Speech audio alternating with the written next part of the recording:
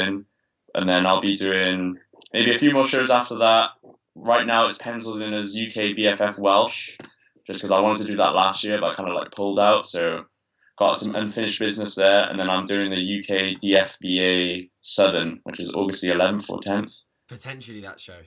Yeah, well, okay, yeah. Well, I mean, potentially that show, yeah. So yeah. right now I'm about just under 4 weeks out for the body power shows, shredding along nicely. I think I've started my peak off season was like 194 or 193, and now I'm down to about 163. So that's 30 pounds down, man, in not too 14 weeks or something like that. Yeah. So, guys, just to kind of like reiterate, obviously I've been coaching Sean for a while, and I believe the reason why Sean's got the results he's got is because he actually committed to a period of higher calories and certain, quote unquote off season phase with me. So if you're with a coach during an off season phase and you go into a prep, you have an idea as to where they're at, physique wise, calorie wise, how they actually tick as a person, which is probably the most important thing you need to sort of establish as a coach. So yeah, Sean's done incredibly well from his gaining phase. Like, if you were to see the starting photos compared to now, you'd literally be like, what the fuck's happened? Because he looks like a different guy. And obviously coming into the body power shows, I saw Sean last week. It was last week, wasn't it? That's a good time goes so fast. And I was absolutely blown away, to be honest. And I'm not blowing smoke up his ass. I'm really not. I'm being serious. Like, I was blown away by how round, like hard, mature he looks. And there's just a little bit to come off the hams and glutes and quads, which is coming, but the upper body is just insanely diced already, and the fullness is lovely. So, like, I saw some of the, obviously we're not like comparing athletes and stuff, but I saw some of the juniors last year at the shows that we're going to do at Body Power, and I genuinely believe that when Sean gets his hams and glutes just a little bit more dug out, I think he's going to be extremely competitive at those shows. And it's going to be really cool to sort of just watch. I can't wait. I'm going to be well fucking nervous, obviously, because I care so much.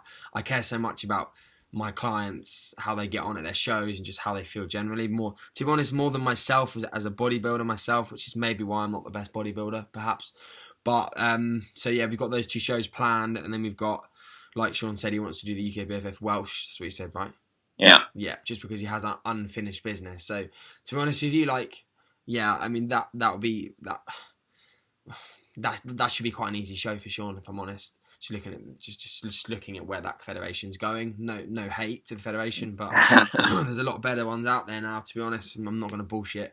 And then obviously the UK, the FBA, which we're going to, like, that to me is going to be like, okay, cool. Well, this is going to be one of the biggest shows of the season, because realistically, with where Sean's at physique wise, obviously Sean's natural as well. Yeah, I just wouldn't want to stand next to Sean. And to be honest with you, like, I'm not going to put any other of my junior guys next to Sean, to be honest. Like, there's no fucking chance. So we're going to look to pretty much just go to war, so to speak, which people love saying in every show that we do. So 4 weeks. Generally, how do you feel, mate, just on a day-to-day basis? Because I know all this, but obviously other people don't. Not too bad usually. It's usually like I train in the night, so I spend most of the day just eating most of my food, and then so basically I'm filling up, so to speak. So my sessions haven't been too bad. I'd say the hardest week was probably training-wise was the second week of prep, because I tried to do exactly what I did in the off-season for the first week and sort of struggled through it. But then the second week kind of hit me, so I had to cut back a bit of volume, maybe like drop a set here and there on the big things like a rack pull below the knee. But apart from that, it's been varying. I've had a few weeks where performance has dipped a bit, but then in the subsequent weeks afterwards, it's kind of come back up. So not too bad. I'm surprised I feel like this good, considering I'm this far into prep. I never would have thought I'd still be have days where I feel okay. There's obviously days like where I just feel spent and I can't wait to go to bed. But yeah, that's unavoidable really when you're in a deficit. Yeah, absolutely. Sean, would you just for the people we're really interested, where are your calories at and macros? So this is one of the questions I did get. So currently I'm on about 3,950. So that equates to 575 carbs, 225 protein and 65 fat. So we made that adjustment maybe a week ago. Yeah. And off season, just so you know, it was 950 carb, 225 protein, and 100 fat. So I know it's a lot. Like loads of people speak to me and they're like, "Oh, how are you dieting on such high food?" But relative to what I was on, like it's still like a 33% decrease, or pretty much on what I was on. So relatively, like I don't. When you lose like 2,000 calories, you do feel it. Trust me. Yeah, absolutely. But what you got to remember, mate, is like your condition now for the amount of food you're on, mate. People will be fat as fuck in their off season and won't even be on the food you're on now, which is nuts. So, guys, I can't. To be honest with you, I can't really explain why Sean's able to eat that amount of food and be, as shredded as he is. I don't know. He's just obviously a hyper responder when it comes to fat loss, and he mobilizes fat extremely efficiently. That's the only thing I can think of. But oh well, it's not really a big deal. Everyone's macros are different, but I think people will love to know, like how many grams of carbs are you refeeding on? Well, it's either you go to off season or you just push it past. So it's either 950 or 1,200 if I drop my fat and protein a bit, which is pretty cool. Yeah. It's a bit of a struggle trying to like keep your fat down while you're hitting so many carbs, but it is a fun day when you're in prep. Yeah, it is right. Because you have to just eat things like you said, like crisp bread things, rice. Yeah. So you have what do you have? You have crisp breads, rice. Right, a lot of rice, a lot of cereal, but you gotta like watch out, get some like low fat cereal. So like Cocoa Pops is generally pretty good, but stuff like Cinnamon Toast Crunch, which is my favorite, is off the cards because it's like 10 fat per 100. So like Mateys is pretty good, stuff like that. Oats, crackers, like just a lot of carby stuff. You don't need to worry about protein because you've just eaten so many like grains and stuff that it just adds up, and then before you know it, it's just your protein's there, so you don't really need to worry about any sort of meat or anything like that on a refeed day. Yeah, guys, like when you're refeeding, you don't really want to focus on eating protein. Like Sean said, if your carbohydrates are crazy high, you're going to accumulate the protein anyway from just trace. Like, sure, perhaps it's not ideal from an amino acid perspective, but with carbs coming in and you're in such a surplus of calories, it's going to make no difference anyway. Right, anyway, let's crack straight into the questions. I don't want to make this too long, otherwise people just won't watch it, to be honest. Well, they might watch it because Sean's in here. Probably, I reckon we'll get quite a few views because everyone loves Sean. So, right, do you want to do yours first, or should I do mine first? You can choose. You do yours first, because I've only got about 2, so... Okay, that's fine. So, I've got... so Kingsworth 69. This is a good question, actually. I saw this coming yesterday. If you both went enhanced, who would you pick to coach you? Muscle Mentors or Trained by JP? You can answer first. I don't really follow that many bodybuilders on Instagram. I don't try to, especially in prep, because I've been sort of like in my own little world, so to speak. But probably I've heard of the Muscle Mentors guy, but I've seen Trained by JP, so probably Trained by JP. But like I said, I'm pretty. I don't really know the two anyway, so it's just me just picking one name. Yeah, I mean, if you was to ask me that, it'd be a really difficult kind of question to ask me because I absolutely love them both, to be honest. Obviously, I met Callum a few weeks ago, and I haven't met Luke, but I assume you mean Callum because obviously they work together. I haven't met Luke. Callum's fucking awesome, and he's probably one of the most knowledgeable people I've ever met. And obviously, I've met Jordan loads of times, and I absolutely love Jordan. Like, he's my absolute favourite guy in the industry, like my biggest inspiration from like just everything, just more like mindset and business, from everything to people like mindset and business. I absolutely love that guy. So I don't know, I probably would choose Jordan just because I admire Jordan really as kind of a coach. I think he's unbelievable. But Callum is on the same wavelength as Jordan without a doubt. I just followed Jordan for longer. So, another one, Sean, from Vincent. What got you into bodybuilding? What got you both into bodybuilding? So you can crack straight on with that one. Oh, right. So I've always been into training. So I've trained for about 5 years now. But I've had like quite a lot of periods where like I would train really, really hard, like get in good shape and then have maybe like 3 months off. Just like I wouldn't be able to keep consistent essentially. And then about just over 4 years ago now, I ended up getting cancer, which was not great. So ever since then, like during treatment and stuff, I was gymming it quite hard, and I kind of started enjoying it even more, and it became a bit more of a, I don't know, I just felt really alive training. So ever since then, it's kind of stuck with me a bit more. I still had like a gap of 6 months, and then last summer I had a 3 month gap, which is why I lost about all my gains, I felt like. So I was coming back, but yeah, it makes me feel alive, and it just gives me like a bit of structure to my day. So I can plan my day around it. It just keeps me on track basically, and because you can progress and stuff, you can constantly progress, right? Yeah. That's what I like about it. It's not like football or something where, I don't know, you always get let down by like John in the back or something, you know? Yeah. But it's all you, so you're accountable for everything, you're responsible for everything. So your results all from you. So that's what I do like about it. Absolutely, mate. And like he's also said at the bottom, because I think this guy follows you and he's seen it in your bio. Like you don't have to, but he said like, could you go into or explain like the cancer thing, or you don't have to? Yeah, I can. I don't. I've told so many people now. I think I remember you told me ages ago. Obviously I know, but I think people would find it really interesting, to be honest. Yeah. So basically the story is I was playing football. So I used to do medical physics at Cardiff University. So I was well, a bit of a educational nerd when I was at school. So I got some good grades and went to Cardiff Uni doing physics. Mechanics was more of my baby, but I did medical physics because I thought it'd be more of a practical application. But it's funny now because but if you look at bodybuilding, a lot of it is mechanical physics. So like work done, volume, etc., peak force, rate of change of momentum, etc. So I was playing football, and the guy who was like a competitive, I guess, between societies, and the person with the ball, I was chasing him down, putting a bit of pressure on, going for a tackle, and I don't know, he was in his own corner, and he decided for a mad clearance, so went to block it, and he just smashed the ball into my nuts, which wasn't very good. So if you're a guy, you know how that feels anyway.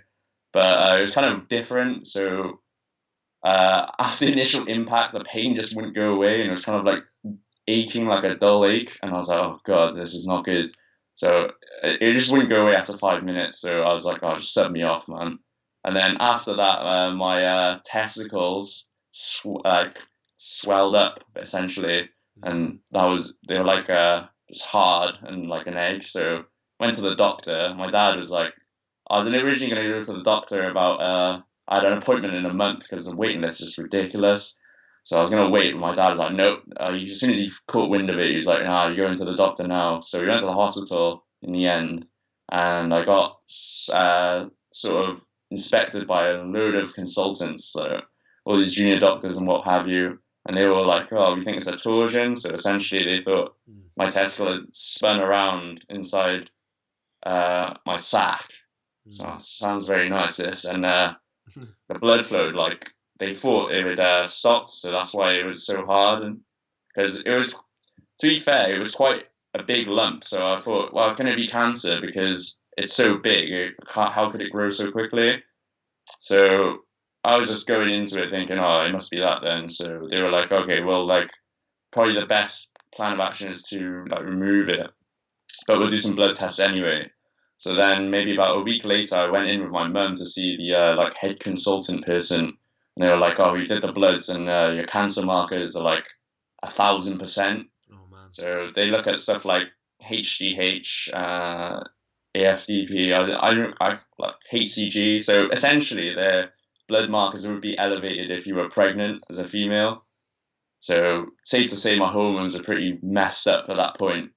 And I was getting quite skinny as well, because I think when you have a tumor growing inside you, it does take quite a lot of energy, I guess, by the body just to create it. So yeah, I ended up having surgery, and they were like, well, okay, we'll give you surgery, and if your blood markers don't come down at all or don't come down fast enough, we'll give you chemotherapy. Yeah. So initially they're quite on the fence about giving chemo because of two reasons. A, it's very hard on the body. Like, extremely hard. And B is I think the drugs are extremely like expensive for the NHS. So I think I heard even if you have quite a well-paid job, if you have just one round of chemo, you'll never repay the NHS in your lifetime for like the amount the drug costs. So Wow. anyway, lucky enough for me, like it's just a simple operation, and then my blood markers came down. One's always high, but it's like LDH, but they always say that can be because of like excessive exercise or just exercise in general. Yeah. It's to do with lactate. So if you've got lactic acid running through you, it's going to be high.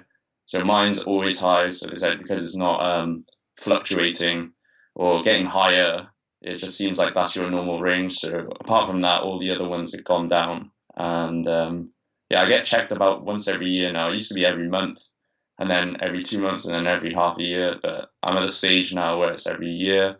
Yeah. And yeah, it's not too bad. I don't know if my testosterone's been affected that much. It probably has. I would say it has, but yeah, it just goes to show you can still absolutely build a decent physique, you know. 100%, man, 100%, and that's really, I think that's like massively inspiring some people as well, because I think if you get told any sort of news like that, it's quite easy for that to just take effect in a negative way, and you just go downhill. Yeah. So, like, guys, if anyone's struggling with stuff like that, because that's no fucking joke, is it? You know, all of this bodybuilding stuff, like, yeah, we take it seriously, but when that kind of stuff crops up, for me, bodybuilding just becomes immediately just down the list of importance. So, I think, obviously, like, look at Sean now. You're looking ridiculous, better than most people, and potentially like lower testosterone than you should have, and like look at his physique. So I think a lot of it is down to, I think genetically, mate, you're just a bit of a fucking unit, aren't you? But yeah, really, really good answer on that question, mate. I think that's great. So let's crack on to another one. There's no point in me going into what got me into bodybuilding, because people know what got me into bodybuilding, and I've covered it before. So I've got a question from Luke. So Sean, like, what's Sean's thoughts on a natural pro card? Oh, that would be a cool one day. Yeah, WMBF Pro would be a pretty cool title to have. It would be, yeah.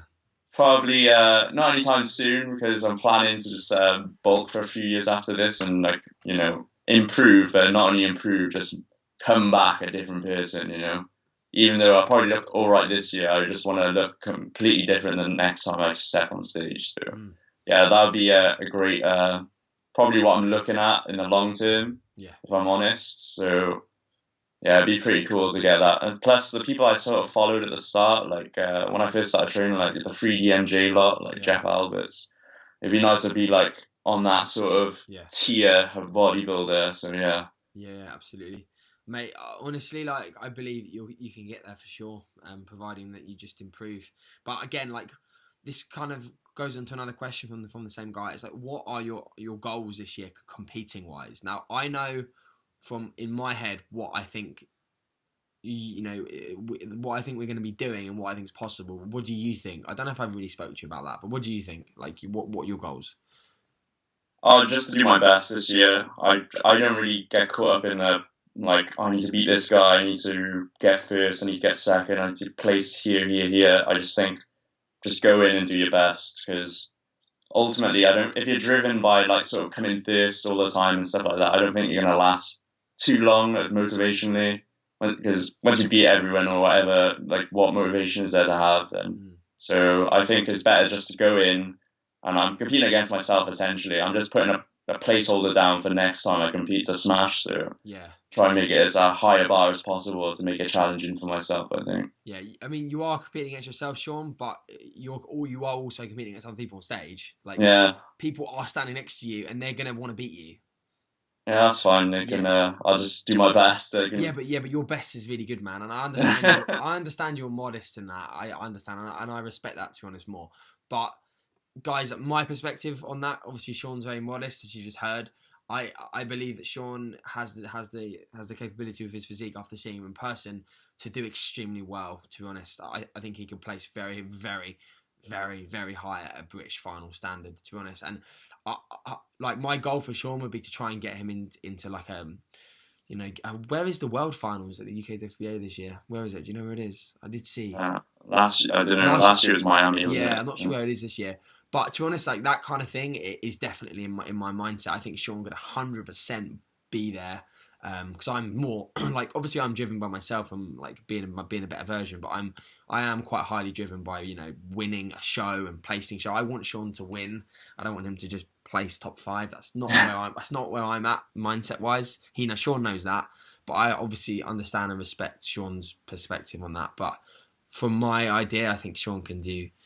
Let's just leave it very, very well this year, and I don't really need to say anything else. You can just look at his pictures and see how he looks in 4 weeks, because he'll look fucking sick. So let's move on. So another question for you, Sean. What do you do when you feel uncomfortably hungry? This is a good question. Oh, right. So, uncomfortably hungry. This has happened a few times in prep. Usually the first protocol would just be to drink a lot of water, because a lot of the time you're not actually hungry, and it's just you're actually thirsty. And then if you do start eating, you just become insatiably like hungry. If this has happened in the past and you can just keep eating. It seems like forever, really. So try and get hydrated. I'd have a look at how you're spacing out your meals, because I often find, intermittent fasting is pretty popular these days, so I probably don't need to explain it. But if you do push your your food back a bit, sometimes it does help. And just the other thing to do is just keep yourself busy. If you're just find yourself lying in bed doing nothing, you often find that you're just going to be hungry because you're not active, you're not doing anything. So I just go for a walk or something, get your steps in, get your mind off it, and then you probably won't be hungry anyway, because your body will stop producing like gremlin or whatever. So ghrelin, yeah, absolutely. I completely agree with that. I completely agree with what Sean said. I think as well, like my thought process on that is I kind of like to be uncomfortably hungry in a weird way, because if you're uncomfortably hungry, guys, like, you know, your body's going to be mobilizing body fat, right? That's why you're hungry. So we've got to think to ourselves like that's essentially the goal.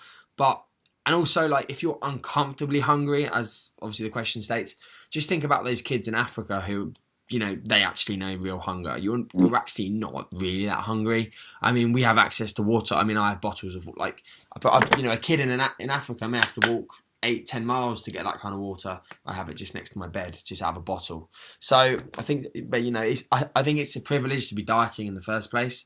So remember that. But obviously Sean's answered it perfectly, but I think just kind of revel in it, essentially, enjoy it, embrace it, be almost sadistic about it, if that makes sense. Do you know what I mean, Sean, about that? Be a little bit like sadistic about feeling hungry. Pride. You're saying like take some pride in it, because you know it's working, essentially. Yeah. So I've got a question from my client Liv. You might follow Liv on Instagram. So, why are you both such beautiful humans? Wow, what a compliment, eh? I don't know. I think you can only really say that when I'm this cut. You are. I'm in the off season, like my face is gone. So you are, man. The other day when I got back from training, I saw my mum for a bit, and she was just like, "How was your day?" And I was like, "I trained with Sean, one of my clients," and I showed her some photos of you. She was like, really, really, really handsome guy, Sean. And I was like, "Yeah." I was like, "Yeah, he is." I'm in. Yeah, you're in. Yeah. But that's just genetics, I think, Liv. I think Sean has a superb jawline and just good facial structure, awesome hairline, and but me, I'm just trying to keep up with people like Sean, you know, miles behind. Right, let's move on. So another question: how long have we been on camera for? 25. Yeah, that's okay. 25 minutes is good. So, Christina, need to organise a Team Jack training session with everyone. Yes, we do. Yes, we do. Sean, do you want to organise it? Oh God, don't give me. I think Holly's the one. Holly's the team coordinator, isn't she? Holly is admin. Holly's admin, I think. Yeah, is it admin or what's it called on the Facebook group? I don't know. It's like a role, like a certain role. Yeah, she's that person for that. I'm not taking responsibility for that. Yeah, it's too much hassle, isn't it? I'm prepping. I don't need the stress, you know. But realistically, though, I think Body Power is probably going to be a really good meet-up for all of us. I'm going to be at Body Power Thursday for the day, and then Sean's going to be, obviously I'm going to be training, hopefully very close to Sean's and Ismail, who's both competing on the Friday. So I'll be training on Thursday, Friday, Saturday when I'm at Body Power. I'll be doing my normal sessions, so I'm sure that we can all train together. But if we don't train together, I think we'll be able to obviously chat and of course we've had a chat. And by then, I've got your hoodie, by the way. Yeah, Sean. So I'm trying to sort out every fucking hoodie, which is it's gonna cost me about $2,500. But so it's so expensive, man. I have to pay for like 100 hoodies, like in batch, and then get printed. So yeah, it's gonna be fun. But that's gonna be done anyway. So they'll be with everyone hopefully soon. I keep getting asked that, to be honest. I need to do it. It needs to be done, man. I might get you in charge of it, Sean. Oh god. Yeah, Ismail can be the dispatch delivery man. Oh, that's brilliant. So, client Henry. No, not client, but just Henry. Not that Henry. Oh, right. Okay. No, he's called Henry Bryant on here. So, thoughts post show, like immediately post show, what are you gonna do? It depends depends what show, right? Because after these 2 body power shows, I'm going to have more shows to do and more shows to nail. Probably bring the condition like a lot tighter. So there's going to be still condition to go for. It's going to be up to you, obviously, what we do after post show. I think you said maybe a diet break, just because I don't know, just to bring a bit of recovery back before you push even further. I'm still 17 weeks out, or if we put that in pencil for the UK DFBA, so it's still a while. And yeah, I think after those shows, and I'm done competing this year, just be focusing on improving, because I think you need to set some targets straight away, otherwise you kind of fail. I've seen a lot of these people talk about it before, and they always say they feel a bit lost after shows. So yeah, definitely just make a new target, obviously competing in next time, where we need to improve, and just start working on it. Yeah, agreed. So obviously, as I'm controlling everything with Sean at the moment when it comes to nutrition and training, what's he like after the shows? As Sean's just discussed, I'm gonna, after the 2 shows at Body Power, realistically we're probably gonna do like a 1 to 2 week diet break. Pretty much what I'll do is I'll just take his carbohydrates up to off-season level, and almost look to gain maybe 4 or 5 pounds, mainly glycogen, mainly fullness.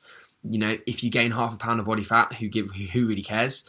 And then after 2 weeks, when Sean feels a bit better, because he'll need a little bit of a break, we'll look to just start reducing calories and just bring him in even more for the subsequent shows later on in the year.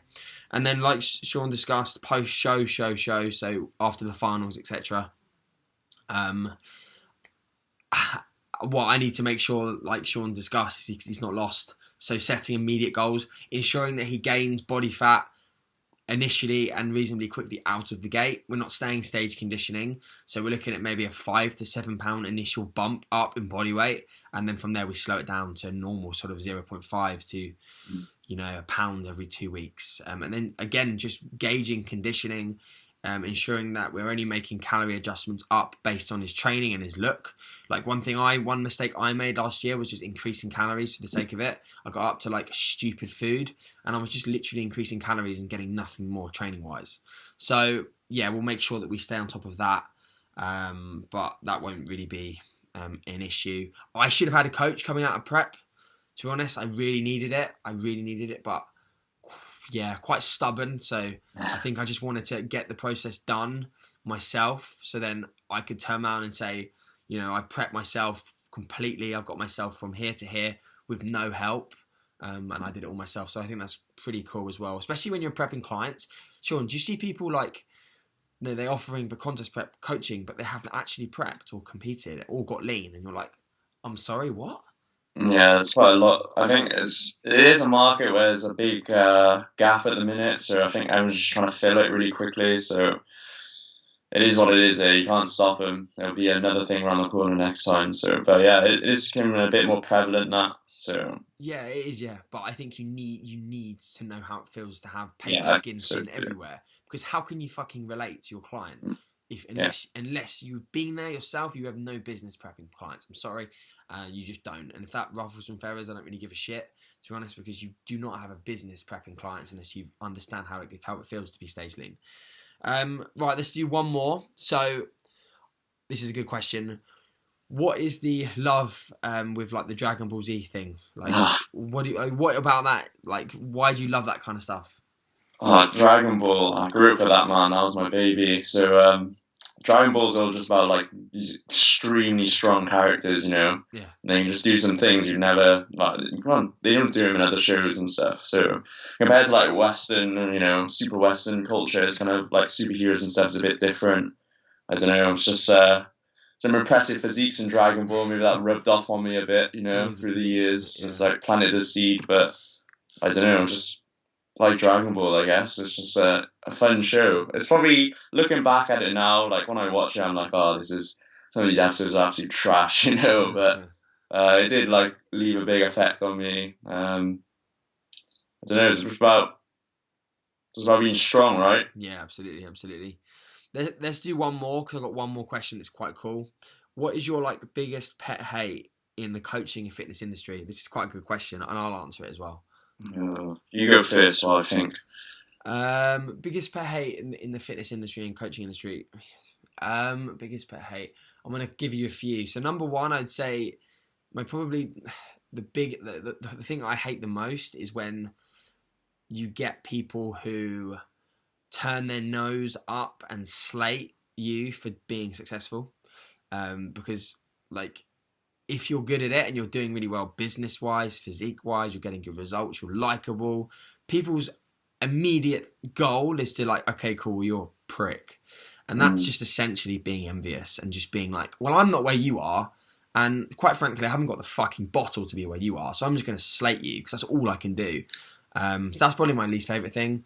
Second to that would be copied and pasted plans that I see all the time from coaches. They're not coaches, they're jokes. Actually, when I see that, I've had a few inquiries recently from clients who have come to me from previous coaches and have expressed their emotions to me, and they've asked their coaches for plans and stuff, and they just get copied and pasted plans from the same people. And to me, that's not coaching. That's, again, just you're just a fucking joke if you do that. It's just embarrassing, to be honest. Like, I see that all the time. And my biggest pet hate is when you can't talk to your coach and you're scared of your coach. And again, I see this all the time, and they're like, you don't have the reassurance to just ask your coach whatever question you like whenever you want. You feel like you're bothering them, and that is really not good. I don't know if you can relate to any of that kind of stuff, mate. Well, you're my first coach, so I can't really relate because it's been nothing but a good experience, man. But I think with a coach, you kind of do need. It's more of just someone telling you what to do. It's more of a relationship back and forth, you know. So you need to give constant feedback. You need to be getting, you know, feedback adjustments constantly. Otherwise, it's not really worth the money, man. Yeah. So it is a service after all. Absolutely. But you become, you know, quite friendly, hey? So you're like, the thing is with you, mate, is you're like, now I would genuinely, I would say you are more one of my really close mates than a client. Yeah. And like, I'll, you know, if you message me or whatever, like, you know, I'll get back to you ASAP. You know, I always do. And like, I ask for pictures, I ask how you're feeling. Like, there's been a few days recently when I've messaged you at like 12, haven't I? And because I haven't heard from you in a day, and I've been like, Sean, are you okay? What's going on? Do you remember the other day when I messaged you on WhatsApp and Instagram as well? Because I was like, where's Sean? I haven't spoke to him. Is he okay? So yeah, like, I've created a relationship with Sean that's gone for me. Like, of course, I'm still coaching him and I'm still offering him a very professional service, but Sean's my mate. He's one of my really good mates, and it was evident to me that this was the case when we met. Like, we just clicked immediately, and it was like I knew you for ages. You know what I mean? And that's how coaching should be. You should be able to feel like that with your client, and if you can't, then there's something needs to change. That's my, you know, perspective on it. I don't know if you agree, mate. Yeah, completely. To answer the question, to know more generally, I think I see a lot on social media is like people being quite dogmatic, like you have to do this to get to X place, where it's never really as black and white as people like to make it seem like. I think there's many ways to, like, if you don't like doing this lift, for example, and you like doing this lift, it's more or less like for like. If you progress it over time, I think the differences in sort of where you get to is going to be quite minimal as long as you stay consistent, really. So I think it's just people being like, you've got to do this to, like, you've got to do this exercise to build this back, or, you know, I don't really like that. I think as long as you've sort of covering the basic, like horizontal and a vertical, or whatever, or hip hinge, you're going to get to where you want to be. So I think it's just people just kind of like finding out something and then just running with it, you know, and just trying to press on everyone. Like, no one likes when someone presses an idea on you. Just let everyone do their thing, man. And yeah. I think that's my least favorite thing about the fitness industry. Yeah, I agree. Like, have you seen all of the never-ending debate about, like, you know, how we train, for example, in regards to, in comparison to, like, the RAR, reps in reserve, approach to training? Like, I see so much, like, slating and stuff on that, and I don't slate on that at all, because I understand the concept of RAR, and I understand it, but for me, that is the most boring and unattractive way for me to ever want to train. Like, imagine, like, would you want to do that? Would you like to do that? I don't think you would. I think in terms of training, I'm probably not as into the super like RP10 stuff as you, but I do. I am a bit of a volume junkie, as you know. But you train hard though, mate, and I know you do. Yeah, I do take it to like 9s usually. So I think as long as you're progressing over time, I don't think it really matters. If your intensity is this high, but you're progressing over time, or your intensity is this high, but you're progressing over time, it doesn't really matter. Like maybe one side's gonna have to deload a bit more than the other, but ultimately, if the total work done, going back to physics, is about the same and it's increasing over time, then it's going to be very minimal, the difference in the physique, right? So I absolutely agree, man. I absolutely agree. But my argument is always going to be, when it comes to RAR, is unless you've been there and you've taken yourself to that point where you have no more reps in the tank, how do you, like, unless I've seen you do that for 6 months and a year, how, like, where, like, have you really earned the right to actually gauge where your RAR 4, 5, 6, 7, 8, and 9, 10 is? Do you know what I mean? Yeah. Like,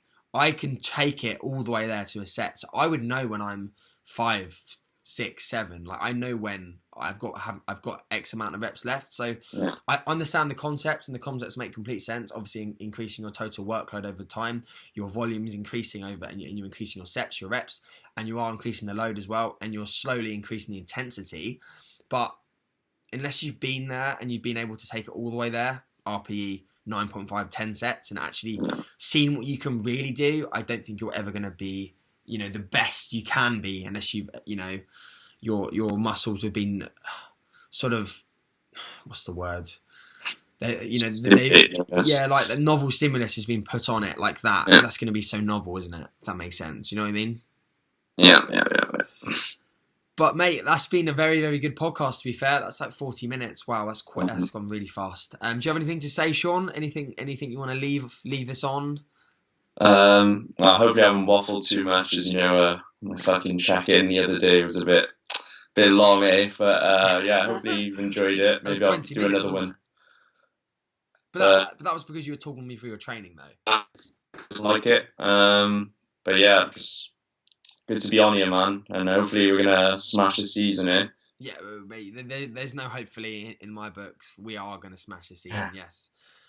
So guys, I'll get this up today. The date is what, the 18th, 17th. So you'll be excited to see this. And then, yeah, if you have any, like, I'll link Sean's Instagram in the description below. So follow him and his process, because it's going to be a good one. And yeah, we'll obviously see you guys at Body Power. And yeah, we'll probably leave it at that. I think that's been a good one. All right. Awesome. Cheers, guys.